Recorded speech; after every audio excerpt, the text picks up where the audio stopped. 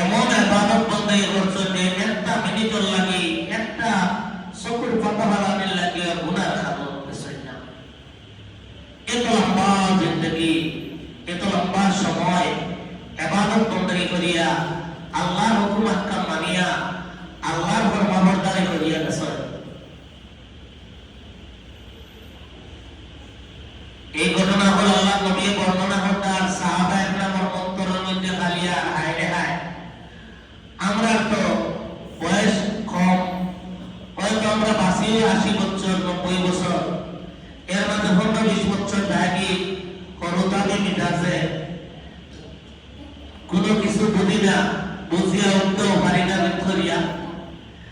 আর আবার যে সময় 60-65 বছর বয়স হয়ে যায় তখন বুড়া দিয়ে ভাইলায় আর কোনো ইবাদত বন্দেগী করতে পারি না। আর মাঝর যে জিন্দগি 20-25 বছর, এই 20-25 বছর তো যায় গিয়া যে আজকে টেলায় আমরা চিন্তা করবো, তো আমরা বড় ঘটিয়ে আমরা তো আপনার লল্লা পাইতো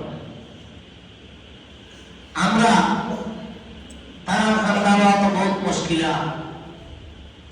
আল্লাহ পাক রব্বুল আলামিনে তার হাবিবের কাছে কোরআনে কারীম ও সূরা কদম নাযিল করিয়া জানাইয়া দিলা, হে হাবিব, আপনার উম্মতরে আমি আল্লাহ রব্বুল আলামিনে এমন একটা রাইট নাযিল করিয়া দিছি, এমন একটা রাইট দিছি যে রাত্রিতে আপনার উম্মতে ইবাদত বন্দেগী যদি করে তাহলে 1000 মাস ইবাদত বন্দেগী করিয়া যতটুকু সওয়াব, এর থেকে উত্তম সওয়াব আমি আল্লাহ পাক রব্বুল আলামিনের নামায় আমল দিয়ে দিই। সুবহানাল্লাহ।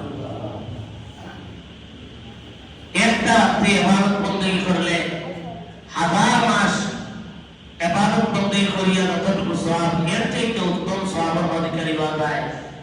ওই রাত্রিটার নাম হইল লাইলাতুল কদর, ওই রাত্রিটার নাম হইল শবে কদর। এর কারণে শবে কদর ব্যাপারে হাদিস শরীফের মধ্যে যদিও অনেক কৌল আছে, রমজান শরীফের শেষ দশক যে কোনো বেজুর রাত্রি দেখতে পারে, তবে এর মাঝে সবচেয়ে বাড়িয়া যে সবচেয়ে বেশি যে কৌল আছে 27 রাত্রি। यहाँ तक के कसम करिया কোনো সাহাবী কইরা যে আমি কইয়া 27 রাত্রির কিতাব আয় শবে কদর যায়, তখন তান্ডে দিকা নিয়ে এলো যে তুমি এত বড় তো তাকিদ দিয়া হও মানে যে 27 রাত্রির শবে কদর যায়।